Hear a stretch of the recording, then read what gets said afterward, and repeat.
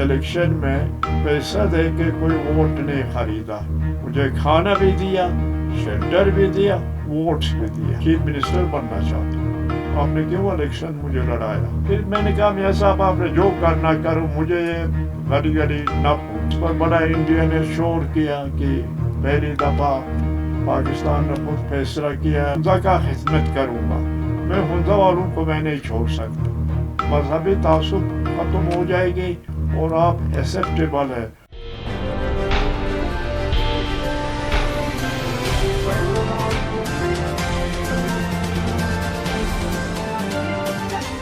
السلام علیکم ناظرین، میں ہوں سیما اور آپ دیکھ رہے ہیں پروگرام آواز ہنزہ. ناظرین، آپ جانتے ہیں کہ ہنزہ ایک زمانے میں پرنسلی اسٹیٹ ہوا کرتا تھا، ایک آزاد ریاست کی حیثیت سے مورث وجود میں تھا. اور 1947 میں جب پاکستان کے ساتھ الحاق ہوا تو ہم پاکستان کے کانسٹیٹیوشن کے انڈر آ گئے. تو ایسے میں میری سے وزیری تک کا جو سفر تھا اس حوالے سے آج ہم جانیں گے. آج کے ہمارے مہمان ہیں میر غضنفر علی خان صاحب، جو کہ گورنر گلگت بلتستان بھی رہ چکے ہیں. میر صاحب، سب سے پہلے ہم اپنے پروگرام میں آپ کو خوش آمدید کہتے ہیں. میر صاحب، سب سے پہلے میں آپ سے جاننا چاہوں گی کہ آپ کا پولیٹیکل کیریئر کیسا رہا؟ بسم اللہ الرحمن الرحیم. یا علی مدد. آپ نے سب سے پہلے مجھے پولیٹیکل کیریئر کے لیے تو میں نے ایجوکیشن جو ہے وہ اس وقت اسلام آباد نہیں تھا، راولپنڈی کہتے تھے. تو ادھر یہ کرسچن اسکول تھا. تھوڑی دیر بانہال میں پڑھا، پھر میں سینٹ میریز میں پڑھا. سینٹ میریز میں نے میٹرک کیا. میٹرک کرنے کے بعد میں نے پھر اسی مشن اسکول تھا گارڈن کالج، ادھر سے میں نے گریجویشن کیا. اس گریجویشن کے بعد پھر میں لاہور چلا گیا، کیونکہ میں نے پولیٹیکل سائنس میں داخلہ لیا کہ پنجاب یونیورسٹی نیو کیمپس میں. اور میں نے کبھی بھی پنجاب یونیورسٹی میں جا کے اپنا پرنس ہوں اور یہ میں نے نہیں کیا. تو سادہ طریقے سے رہا. تو لوگ خود پھر پتہ چلا کہ میرے کیریئر کیا ہے، کدھر کا ہوں کدھر کا نہیں ہوں، تو لوگوں نے بڑا مجھے ریسپیکٹ دیا. میر صاحب، اس وقت میری نظام تھا کہ پاکستان کے ساتھ ہمارا الحاق ہوا تھا، یہ کب کی بات ہے؟ یہ جو ایجوکیشن کا کہہ رہے ہیں تو بات کی بات ہے نا، اس وقت تو نہیں. میرے خیال میں نے 1969 میں ایم اے کیا تھا پنجاب یونیورسٹی سے. تو اس لیے یہ تو پارٹیشن کی بات ہے، یہ ہوا. تو اس لیے میں نے پولیٹیکل کیریئر تو ادھر تک نہیں تھا. میں نے فارن سروس میں نے یہ ایم اے کرنے کے بعد، پنجاب یونیورسٹی کرنے کے بعد میں پھر فارغ ہوا. تو میں پھر لنڈن اسکول آف اکنامکس گیا. انٹرنیشنل ریلیشن میں نے ڈپلوما کیا، وہ کورس ہوتا سال. اس کے بعد میں نے پرنس صدر آغا خان، جو پریزیڈنٹ آغا خان کا چاچا ہوتا ہے، میں نے اس کے ساتھ کوئی 1.5 سال کام کیا، اور اس کے گھر میں بھی رہتا تھا، اور میں سارا اس کا as a political protocol site پہ اس کا سارا کام کرتا تھا. پھر میرا فادر کی طبیعت بھی اتنی ٹھیک نہیں رہتی تھی، تو وہ بہت بزی لائف تھا. اور پرنس صدر آغا خان اس وقت ورلڈ ریفیوجیز کا پریزیڈنٹ تھا پورا. تو سیکرٹری جنرل کے لیے بھی وہ کینڈیڈیٹ تھا. وہ رشین بلاک اس کو سپورٹ نہیں کیا، اس لیے وہ اتنا قابل آدمی تھا اور وہ ڈیزرو کرتا تھا. اس کے بعد پھر جو پرائم منسٹر بھٹو صاحب جو تھے، وہ پرنس صدر کا بہت دوست تھا. وہ جب بھی جنیوا میں، تو اس کا سارا رہنا شہنا سب کچھ پرنس کا گیسٹ ہوتے تھے. تو اس لیے دوستی ہو گئی. تو پھر مجھے چانس ملا کہ فارن سروس میں نے اپلائی کیا. اس وقت ناردرن ایریا کا کوٹا ہوتا تھا. تو میں نے اپیئر ہوا تو اس میں سلیکٹ ہو گیا. پھر میں نے فارن سروس میں تقریباً 6-7 سال نوکری کیا. تو یہ میرا ہوا. تو ادھر تک تو پولیٹیکل کیریئر نہیں تھا. اس کے بعد پھر 1976 میں میرے فادر کی ڈیتھ ہو گئی. ڈیتھ ہونے کے بعد ہنزا اسٹیٹ نہیں تھا, وہ پاکستان کے ایڈمنسٹریشن کے ساتھ مرج کیا گیا تھا. تو میں اپنے نوکری میں بزی رہا. تو ادھر سے ڈیلیگیشنز کے پیچھے ڈیلیگیشنز آنا شروع ہو گیا کہ آپ آ جائیں, ہمیں ضرورت ہے آپ کی, ہمارے لیے خدمت کرے. تو مجھے سمجھ نہیں آیا کہ میں کیا کروں, کیوں فائنینشلی اتنا ہمارا حالات اچھا نہیں تھا اور میرے اوپر بہت زیادہ بوجھ تھا. ٹھیک ہے نا, لیکن میں نے کہا کہ ٹھیک ہے, آپ مہربانی مجھے سوچنے دو کیا کروں کیا نہ کروں. پھر اس کے بعد یہ پہلا یہ ڈیلیگیشن جو ہے حامد اللہ بیگ صاحب بہت ہی وزیر فیملی سے بلانگ کرتا تھا اور اس کے ساتھ ڈیلیگیشن آئی. پھر وہ گیا. غلام الدین میرا رشتہ دار بھی تھا, گولمیت سے بڑا ایجوکیشن بورڈ کا چیئرمین رہ چکا تھا, وہ آئے. اس طرح 5-6 بڑے بڑے ڈیلیگیشن آیا. تو مجھے سمجھ نہیں آیا کہ میں کیا کروں, نوکری کنٹینیو رکھوں یا پبلک کو سرو کروں. تو وہ یہ کیا کہ میں نے فادر کی ڈیتھ کے بعد پہلی دفعہ میں نے حاضر امام سے ٹائم مانگا, آغا خان سے, یہ پریزنٹ آغا خان کریں. تو اسٹیٹ ایجنٹ اس وقت کیپٹن امیر علی تھے, انہوں نے مجھے کہا آپ کو 2-3 دن میں ہم بتا دیں گے. انہوں نے بتایا کہ آپ اور وائف کو حاضر امام نے بلایا, آپ پیرس جائیں گے تو ان کے گیسٹ رہیں گے, تو سارا ٹکٹ آنا جانا سارا ان کے حاضر امام کی طرف سے مجھے. تو میں حاضر امام کے پاس گیا. تو میں گیا, میں فادر کے ساتھ پیرنٹس کے ساتھ بہت دفعہ حاضر امام کے ساتھ ملاقات ہوئی تھی, لیکن ایسا اکیلا میں حاضر امام تو 1-to-1 اس طرح کا کوئی میٹنگ نہیں ہوئی تھی. میں بڑا نروس ہوا, صحیح بات ہے.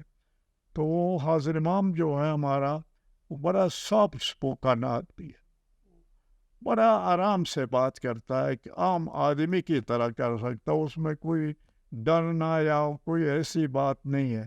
جوکس بھی سناتا ہے اور اس کا ہر ورڈ ایک معنی رکھتی ہے. تو میں نے دوسرا دن مجھے ٹائم دیا, پھر شام کو کھانا کھائیں گے کہہ کے میں پھر دوسرا دن آیا. تو میری کچھ کانفیڈنس میرے پاس آئی تھی کہ اب میں حاضر امام کا ساتھ جو اپنا وش ہے وہ سنا لوں گا, تو یہ وہ ڈیسائیڈ کرے گا میرے لیے. تو بات چیت میں حاضر امام نے پھر شروع کیا, انہوں نے کیا ارادہ ہے, کیا کرنا ہے, یہ کرنا ہے, وہ کرنا ہے. تو میں نے کہا کہ your Hines, I am not an influential man like my father, and I am not a very rich man like Wazir Amir Ali Fancy. So these both things are not there. So now you advise me what to do. اور میں نے کہا حاضر امام کو کہ public wants me in Hunza to help them, and they want to make my political career, and there's a council, and they want that I should take part in that. So now you advise what to do. تو حاضر امام تھوڑا ٹھہرے, کہتا یس, اس طرح سر ہلایا. تو کہتا کہ I said کہ about 10 to 15 delegations comes, and now I'm posted in Islamabad. So now you advise what to do. تو حاضر امام نے ٹھہر کے کہتا کہ when you arrive in Islamabad, it's better you resign. تو پھر میری وائف بھی ساتھ تھی, رانی صاحبہ. اس نے کہا آگے کوئی بات نہ کرنا, بس یہ کافی ہو گیا. تو میں نے کہا اوکے یور ہائنس. تو میں اسلام آباد آیا. اس وقت بھٹو صاحب ہمارا پرائم منسٹر تھے. میں نے اپنا ریزگنیشن بھیجا اور فارن آفس کا جو گریڈ 17 سے اوپر ہوتے ہیں وہ پرائم منسٹر اتھارٹی ہوتا ریزائن ایکسیپٹ کرنا یا نہ کرنا. تو مجھے اور میں اس وقت فارن آفس میں پرائم منسٹر کے ساتھ کام کرتا تھا. میں اس کا ڈپٹی چیف آف پروٹوکول تھا. تو مجھے انہوں نے کہا کہ آپ کو الگ پرائم منسٹر بات کریں گے وہ ملنا چاہتا ہے, آپ کو یہ ٹائم دیا ہے. تو میں ٹائم دیا. تو میں ہمیشہ اس کے ساتھ ڈیوٹی پہ ہوتا تھا. کبھی سعودی عربیہ جاتا تھا, کبھی امریکہ جاتا تھا, کبھی کدھر. تو میں نے بھٹو کے ساتھ تقریباً 15-20 دفعہ وزٹس کانٹیکٹ کیا. تو کافی کانفیڈنس تھا. تو میں نے پرائم منسٹر کو کہا کہ میرا گھر کا حالت خراب ہے. تو میرے گھر میں اور کوئی نہیں ہے, میرے بھائی ہے وہ بھی نوکری میں ہے. تو میں مہربانی کر کے میں جانا چاہتا ہوں. اس نے کہا نہیں, اگر تمہیں پروموشن کی ضرورت ہے تو میں آپ کو پروموشن بھی دے دوں گا, آپ میرے ساتھ اٹیچ رہے. تو میں نے کہا کہ بس یہ میری مجبوری ہے, ورنہ میں کبھی بھی آپ کو چھوڑنا نہیں چاہتا تھا. آپ میرا پریویلیج ہے کہ آپ کے ساتھ میں کام کر رہا ہوں. تو پھر کہتا کہ اچھا مجھے بھی سوچنے دو اور پھر میں بتاؤں گا. تو میں جا کے پھر ریزگنیشن میرے پاس آیا. وہ 3 مہینہ اس نے کچھ نہیں ڈیسائیڈ کیا. تو چوتھا مہینے میں میرے گھر سے فون آتے تھے کہ یہ کب آ رہے کب آ رہے کب آ رہے. تو میں پھر اس نے ایکسیپٹ کیا.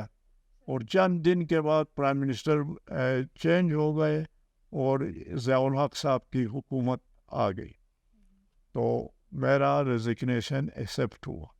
میں ریزائن کر کے ہنزہ آیا.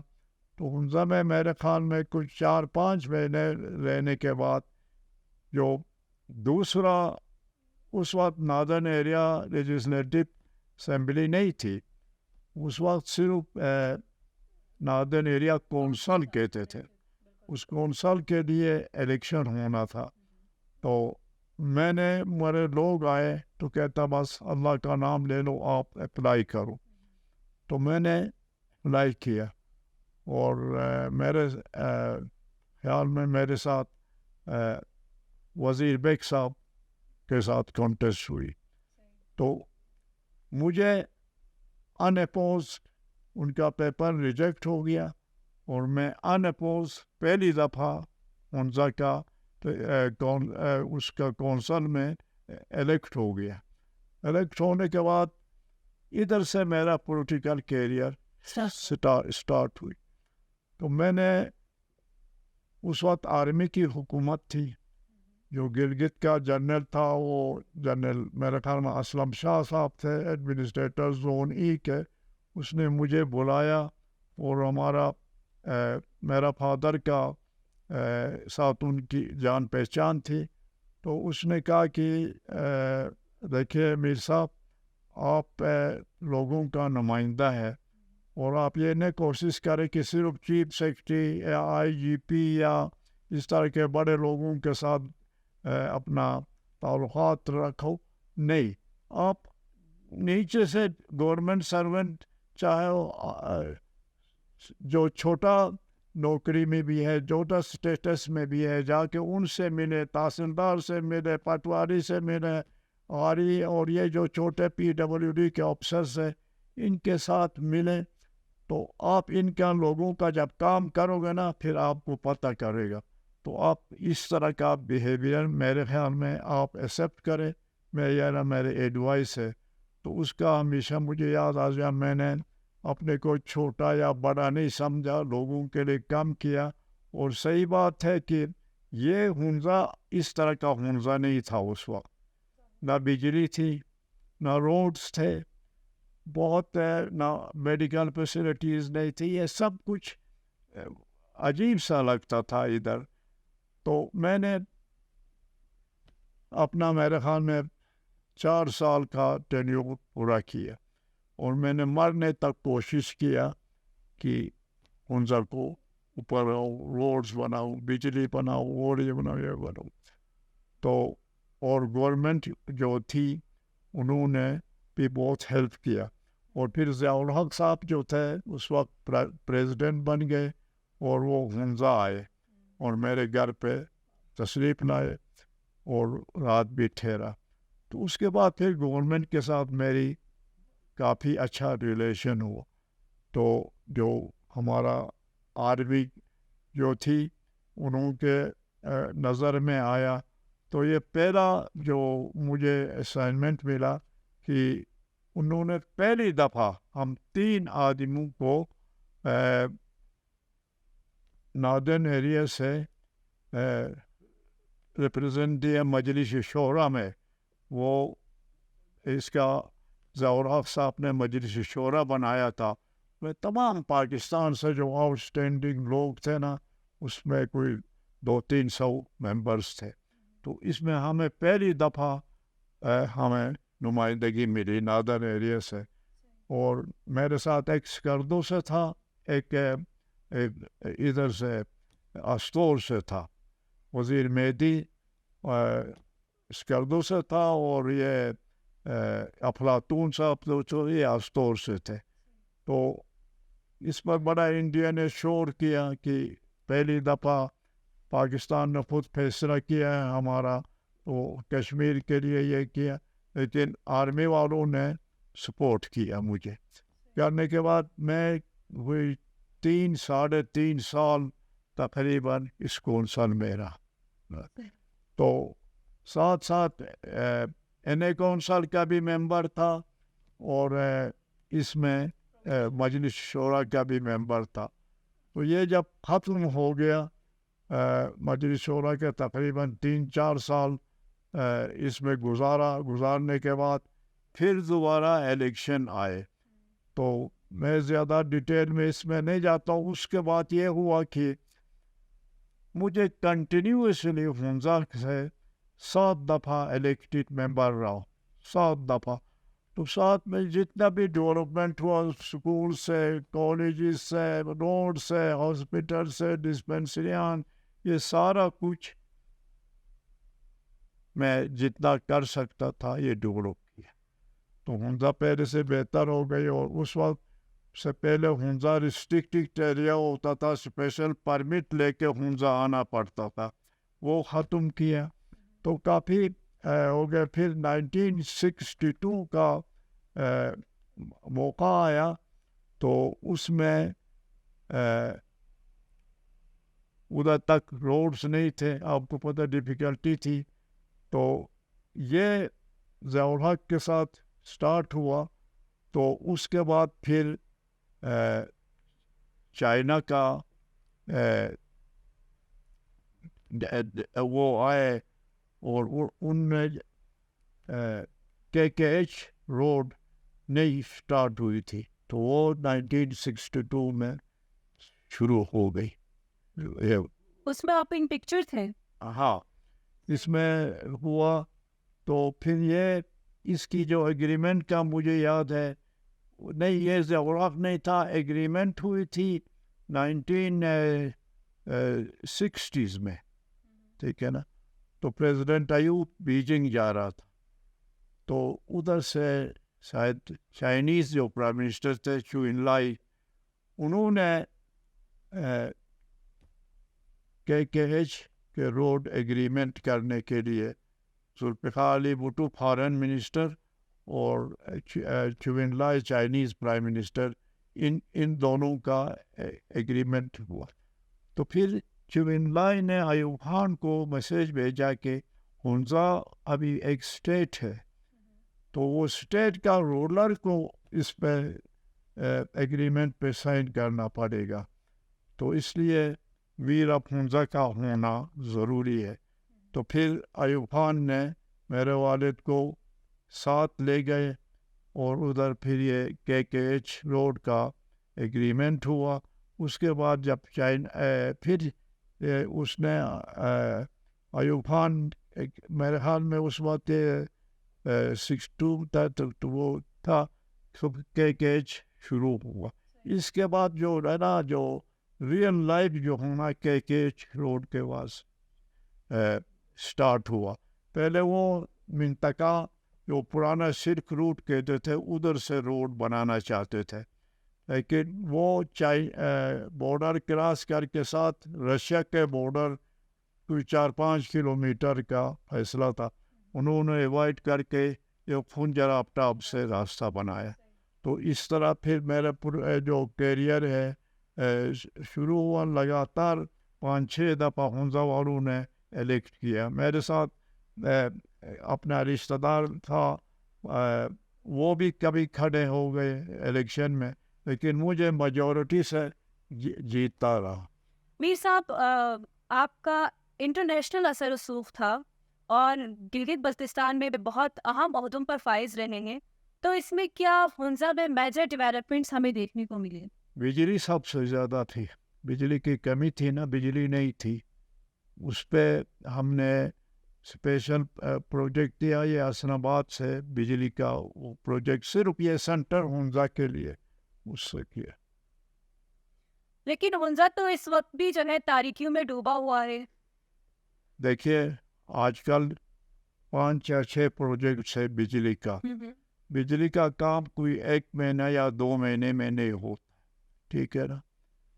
میں آیا, لکلی میں یونیورسٹی میں جب پڑھتا تو پرائم منسٹر نواز شریف صاحب اور میں وہ گورنمنٹ کالج میں تھے, تو MA کے کلاسز کا بھی کچھ سبجیکٹ کا گورنمنٹ کالج میں ہوتا تھا اور باقی یونیورسٹی کیمپس میں ہوتا تھا.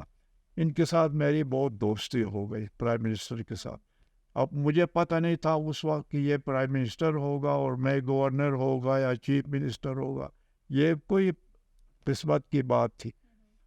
تو لیکن ہمیشہ آرمی کی مجھے سپورٹ ہوتی تھی. ہاں, اس وقت ضیاء صاحب بہت کائنڈ تھے اس چیز میں. تو وہ یہ جو ابھی بجلی کی بات کر رہا ہے, تو جب میاں صاحب ادھر آئے گلگت, تو گلگت کے ایئرپورٹ میں کا ابتدا تھا اور پرائم منسٹر نواز شریف ہوا تھا.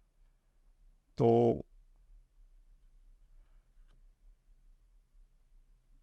نواز شریف صاحب نے پارٹی بیسس پر ایک میٹنگ رکھی سرینا ہوٹل گلگت میں, اور اس نے سب جگہ سے جو ممبرز تھے نا سب کو بلایا اپنے پارٹی کے بیسس پہ.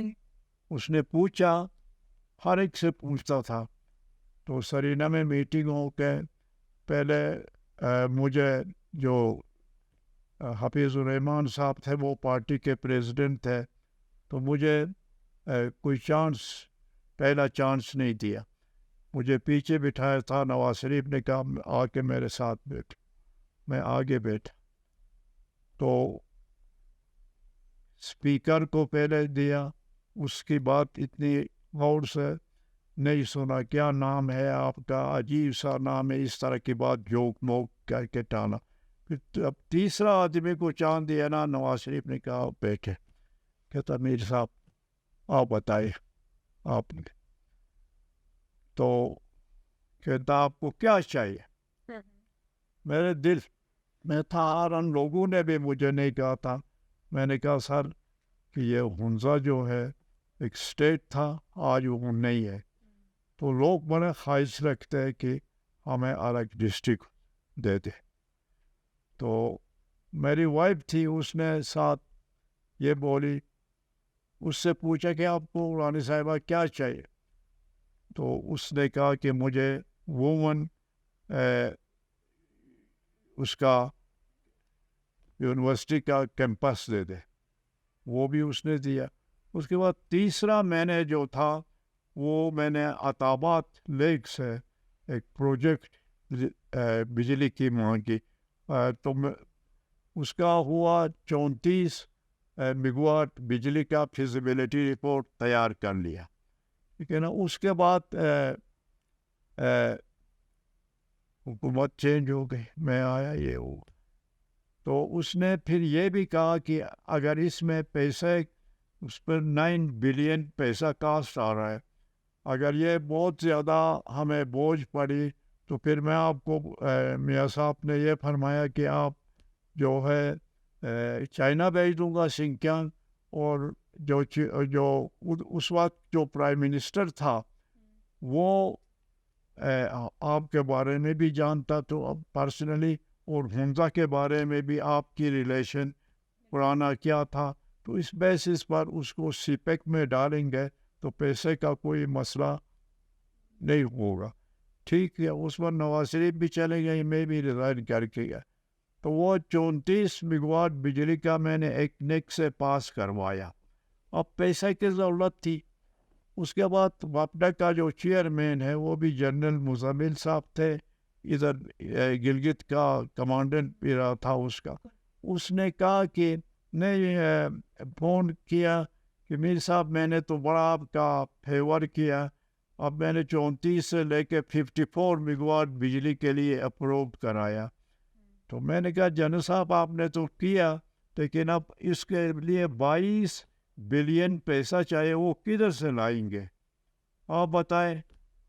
تو بس اس کی وجہ سے وہ پروجیکٹ الٹا ہو گئی، پیسہ ہے نہیں ہے اتنا، 22 بلین پیسہ وہ نہیں تھا. تو اس لیے وہ اسکیم ابھی تک پینڈنگ ہے اور بجلی کی سخت کمی ہے ادھر.